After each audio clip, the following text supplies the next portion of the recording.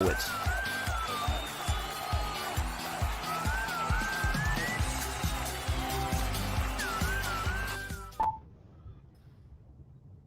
What's up, buddy? What's up, dude? I was still in Vegas mood. I was dancing back here. Shit, you're right. You're right. Wait, so when did you get back from Vegas? Friday night, I believe, which was more than enough time. But dude, that's a long trip. So you went Monday to Friday, went a full 5 days in Vegas? Yeah, Monday. Yeah, of course, Monday night I landed and nothing was open, so they got me.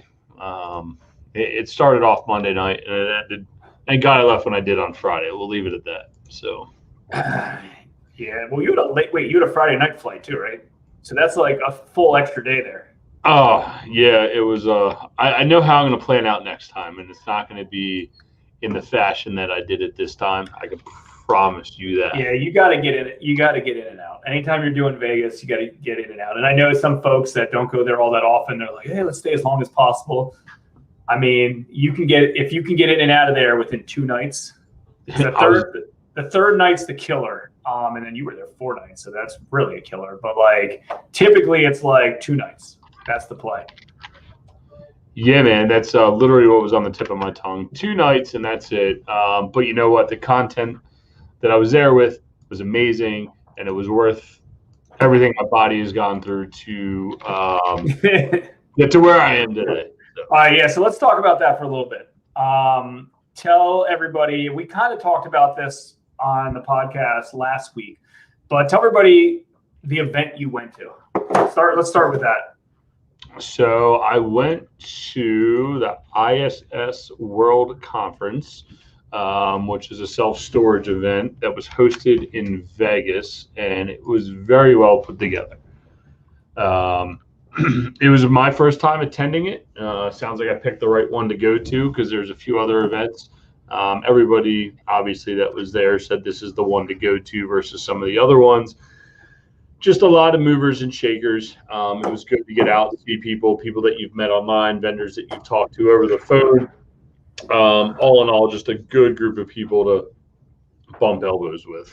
So the event was self-storage focused. But you know what I've learned from self-storage is, a lot of people in self-storage came from the residential real estate world at some point, and they're trying to diversify into another asset class and get into storage. So I'm sure, a lot of them had similar backgrounds. But okay, so it was about storage, but just like any conference, and we talked about this last week, just like any conference, it's not always just about the subject matter at hand.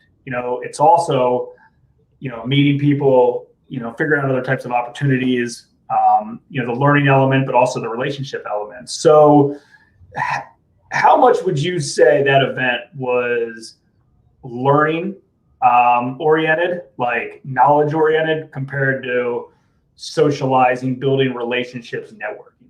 Like if you had a guest. So normally I would say it's usually 70-30, 70 weighted towards relationship building and 30 towards knowledge. But this time it was probably more 50-50 for me, even though I didn't get into a ton of the classrooms. It was 50-50 in the sense of it was 50% talking to people, building relationships, and it was 50% going around meeting vendors, seeing what their products are. Going in, the 2 or 3 classes that I did sit in were absolutely amazing. Actually, Nick Paul, who you just had up there, he was out there with me. And actually, Nick, if you want to jump in and discuss what your experience was, we'll send you the link right now. But it was absolutely amazing just seeing what people were doing. So for me, this time, it was definitely 50-50. Nice. Give us one takeaway on the knowledge learning side that you got.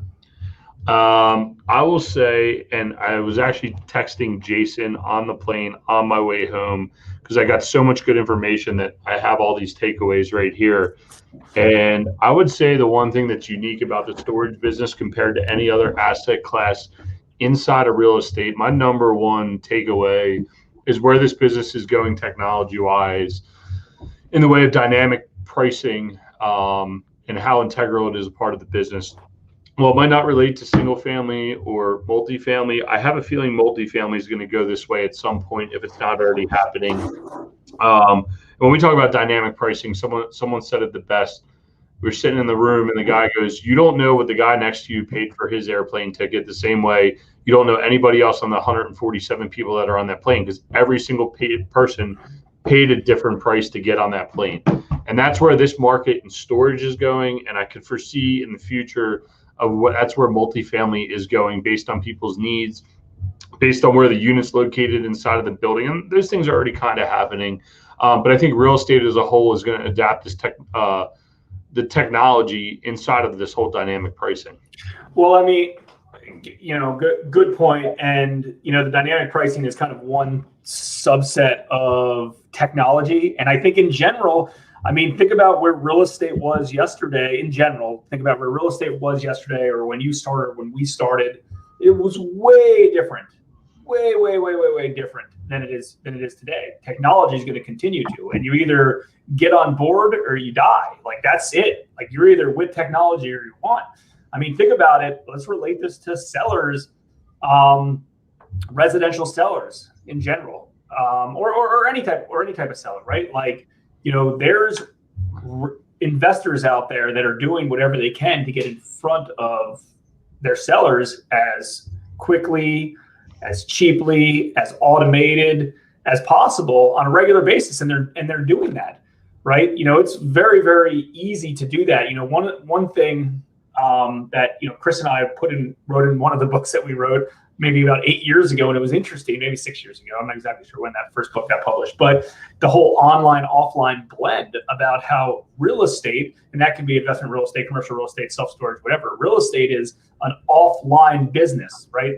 There's sticks and bricks. It's an offline business, but you got to blend the offline and the online together. Because if you're not capturing stuff that's happening in technology and happening online, like, you're gonna get killed by everybody who is. So, like, I think that what you just said makes a lot of sense. And when you told me that, I was like, that's perfect. That's exactly what should happen. And it's not like you have to develop or create that yourself. There's going to be technology and software in place to do that. And I think that's the case. That can be on a lot of different things. And I think if, a lot of us think outside the box and how technology can help us in general, in the residential investment world, I think it can go a long way.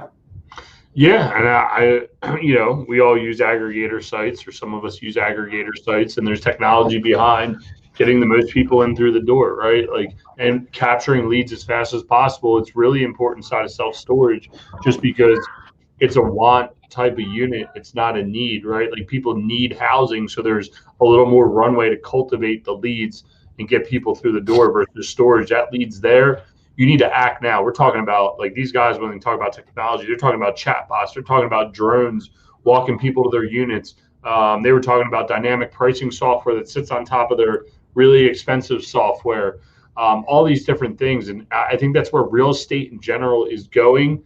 You're going to see more of a need. It's already going on in the hotel business. This storage and hotel business are almost synonymous because of the type of runway you have to capture those clients versus long-term real estate, such as residential properties, commercial properties. Some of these things are going to be adaptive and crossover with each. So. Well, and not that that's kind of the auction model, because it's not. It's a little bit different, related to dynamic pricing based on supply and demand and stuff like that, and each thing's different. But, like, look about the auction business inside the residential world over the last few years. That's really gone a long way. And who knows? That could be the new setup for residential stuff. I'm just kind of thinking this kind of off the top of my head, but it could be a point like, hey, you have a property. Hey, I'm going to put it under contract. Bids, we have it out there for 14 days, and whatever, you start the auction process, and there's real-time bidding on it. Yeah. And I had the chance to sit down with the CFO of Public Storage. I believe they're the largest publicly traded storage REIT at market. And I got talking to him, and there's a service that they're trying to roll out for all storage investors. But anyway, their business model on it is tenant insurance, is basically a freemium model, right? Free plus shipping. They get the people in the door, and then it automatically enrolls you the next month. So there's no runway. So it's sure you're giving them a discount, but they're getting it for free and they're moving forward. And just seeing some of like the internet marketing ideas and these other things that people are implementing from other businesses inside of their own business, I thought it was genius in what he was discussing and the way they're utilizing it. And think about it, he's telling us we got a million customers enrolled into our tenant insurance program, and it's only one option at $15 a pop. Well, do that math. That's $180 million a year that this company's generating in capital. Well, they self-insure. That's a whole nother story, and it's basically $180 million in float capital for them, which is insane. But just that one line item for them produces $180 million. What does that do for you? And then I started thinking about the multifamily assets.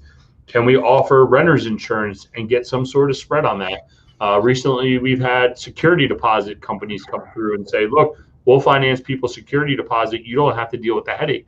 So there's these technologies, there's these options, there's this capital that's coming to other assets of real estate if you start digging, and they're profit centers, right? Like, how can you monetize your unit, whether it's storage or any piece of real estate asset? What's the best way you can monetize it, provide the best service to people, and make the most money with what you have? Yeah, and I love a lot of what you said, because a lot of that's newer stuff that makes a lot of sense, but I'd never heard of. And I'm sure a lot of listeners, the same thing. And that's going to continue. And that's the beauty of conferences and these, meeting people and doing this, as, we all live in this simple world of whatever, fix and flips or wholesales or storage or commercial or hard money lending, whatever it is, right?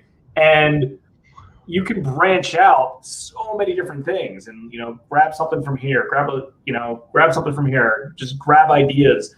And you're in front of, you have the ability. And that's why I like networking with folks from all over the country and just not localized people, because even if you concentrate locally, it might not have grasped or latched on yet locally as it could of what people are doing in other areas of the market and bringing it back. So I love it. All right, so we talked about an educational thing. Let's talk about maybe a relationship that you built. You don't have to obviously give a name or anything like that, but maybe one takeaway from a relationship that you learned and how you can see progressing with that particular relationship, either using their service and being, as a vendor, or potentially partnering with them on an opportunity. Let's go through that, or maybe with somebody that you already knew that you solidified a better relationship with out there. Yeah, so you sparked some interest on a few topics. One of them specifically was my mortgage broker, or not my mortgage broker, I'm sorry, my insurance broker. Just this is the first time we met. He lives in Philly, I grew up in Philly, both similar area. So we had commonality, got talking when I'm having drinks, had somebody to hang out with, just talking about deals and all the people. Think about it. Here's a guy that's writing insurance for literally everybody in the room. So it's like, hey man, I talked to this guy. Okay, yeah, he's awesome. I know all of his deals, or watch out, this guy knows this, right? So now you're starting to you're using his database of people and starting to learn who's who and what's what. I thought that was really interesting, being able to hang out with Brian for quite a bit of time and discussing different options of who, what, where, why, when, and how. But then I would say some other people that I met in the room. There was someone else that I was going to tell you about. You'll spark my interest here in a second. God darn it, I forgot. It just slipped my mind. But I'm sorry. So one of the classes I sat in, and obviously it's resonated with me a lot. But the guys from 10 Federal and Freedom Storage Management, and Storage King USA, and I'm not sure who the other guy was, but just everything they were talking about, I got to talk to him one-on-one at the bar when everyone was hanging out, and just not only listening to him up on stage, but then when you see that's the heart that they wear on their sleeve, and you're just hanging out and how passionate they are. Well, I don't know that we might do a deal together ever. Just knowing that they're out there struggling with the same stuff that we're struggling with, and I think it's everything that we talk about here on this podcast is, look, we're real investors doing real things. When we're struggling with something, we're literally coming here to the tape to be like, I'm going through this right now. And to have that right then and there, and having the guy's contact information, knowing I can pick up the phone and say, hey, I got this going on. Have you ever dealt with this? or vice versa, and knowing we're in the same marketplace. I thought that was really interesting and very reassuring. I will say the storage industry is not like the rest of the real estate. It wasn't very cutthroat. Everybody's friends. Everybody was hanging out. At least that's how it appeared to be. So I'd be interested to see how that grows. But yeah, man, it was very cool just to see, feel, and touch and meet everybody that we've ever spoken to and see how those relationships can grow. And maybe this is my opinion, but I think this is somewhat right. I mean, I think the term cutthroat, although it's kind of accurate on the surface, I think most niches in general, people get along. And I think people have, I mean, I'm always a firm believer that it's better to kind of be an ally than an enemy because, us on the lending side, if I don't secure a loan and our competitor secures a loan, well, typically it's probably because they built a better relationship with them, right? I have, as long as you're comparing apples to apples, right? I might be a higher interest rate than somebody else or vice versa. But if everything's aligned and somebody goes with a competitor, good for them. I'm happy for them because that means they created a better relationship with them. So, it's a small niche with all of it.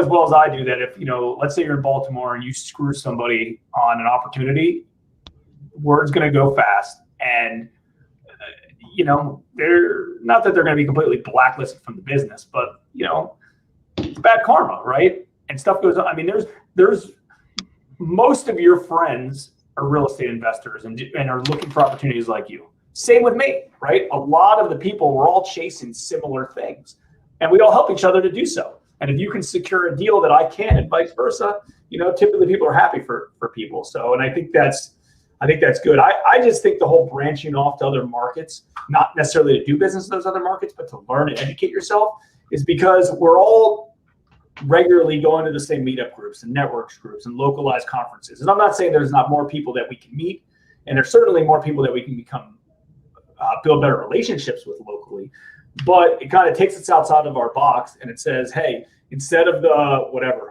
5,000 local real estate investors, now we have access to this market and this market and this market. Oh, what are they doing over there? What are they doing over there? It makes a lot of sense to me. Typically it's my goal whenever I'm going to an event is I want to have one aha moment. I want one monster takeaway, like one real actionable item, one big takeaway. And I always get them, right? And you're either a person that gets them or you don't get them, right? And if you're not an opportunistic person and you can't see the bright side of things, and if you're constantly like, I didn't learn anything and have a bad attitude about it, you're not going to. But I always feel like I get at least one really good nugget. Yeah. And I think my number one nugget is I'm not as young as I used to be. I have the uncanny ability to stay out late and hang out with everybody and go hard for 5 days, but then I pay for it the next 2 days. But, my wife's like, hey, were you out there drinking and whatever? And I was honest with her. I was like, yeah, I was hanging out with the boys, but I was forming relationships. Our guy at Boxwell, our insurance agent, other people that I met during the conference, just, catching up with people, seeing how they do things. Huge developers down in Texas, guys that are running the tenant insurance programs, all these different things. Yeah, I was staying out late, but I was still getting knowledge. We were still learning. I just counted. I had 18 bullet points on my phone that I typed out. So I had 18 takeaways in five days. I think that's huge, right? It's worth the money that I spent to get out there and learn. And plus, it was the first one back, so I think there was a little more oomph in the room, and people were really jamming and jazzing. So that was cool. But yeah, man, I'm really glad the conferences are back. I'm really excited to see where it's going. And even, dude, from the second I sat down on the plane, there was 2 guys next to me. They were dressed very nicely. Of course, when I met the CFO, I was dressed just like this from Public Storage. But either way, I'm on the plane. I said, hey, you guys headed out to a conference? They're like, yeah. So what do you guys do? They're Amazon sellers. They have a product for Amazon. I get talking to them. They're in an incubator spot over on Boston Street. And I was like, hey, if you guys are looking for office space, you guys are on the west side. I have some office space in Pigtown. If you're interested, let me know. They're like, you wouldn't believe me if I told you we're literally getting ready to move, and we like the Pigtown neighborhood because it's close to 95. And I was like, well, let's meet up when we get back, right? that's just telling people what you do. And that's what people always ask. It's like, how do you find deals? How do you find money? How do you do all this? Just talk about what you do and things are naturally going to happen. So that'd be pretty crazy. From the second I left Baltimore till the time I got back, we were doing business the whole entire time. So yeah, no, I love it. And one other thing kind of on the flip side of this, before we kind of wrap things up is, we talked about obviously being opportunistic and meeting people and getting good ideas and aha moments. But on the other side, don't get overwhelmed with it, right? I typically, and I think I showed this notebook before, I typically have notebooks like this that I go out and I sketch a bunch of notes on. But when I come back, I'm realistic. It's like, nah, I don't see myself ever doing that. So that's out. I thought I would do it kind of when the time was in and I'm all pumped up and I'm juiced up, kind of like ready to, let's go kill it, go rule the world. But it's like, you know what? That might not be a good one. That might not be a good one. This is possible. Label it, highlight it, do whatever. And the goal is just to have a few takeaways. Like if you have 20 things that you need to do, it's going to be overwhelming and you're never going to do any of them. But if you can find one really good one or a few good ones, that's where it's at. And I'm guessing you kind of decompressed all that this week and you're going back and be like, you know what, that's a good idea, but we're not ready for that right now. Yeah. This is something that we need. It's important. Let's prioritize it. Let's call this person. Let's do whatever. So, and the bigger thing is to be aware the market's going, right? It's not that I need to do these 18 bullet points on here, but it's the fact that I know these 18 bullet points are going on. And like you're saying, which ones can I utilize for my business? Yeah. And the ones that I can't, I need to be aware that my competition is doing this. I need to be aware that my competitors might do this and outperform me. And I just know that that's going on, right? It's the same thing we were doing single family real estate. We were putting granite and stainless in to outcompete with other people. And I would always tell people when they come look at our houses, other investors, say, I just want to show you what we're doing, not because we're competition, but because this is what else is out there in the marketplace. And I think that that's a really big takeaway, is just to be cognizant of what other people are doing sometimes. Not that it's always right for you, but know what other people are doing. So, cool, man. Sounds like you had a good time. Sounds like a lot of takeaway. You're all juiced up still.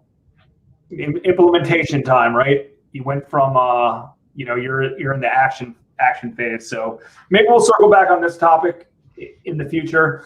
I think I'll have some good interviews coming up here for all of us that are interested. I don't want to be all storage on our podcast, even though I think we could be. But we should have some good interviews coming up here with some of the people that I've met or formed deeper relationships with out there.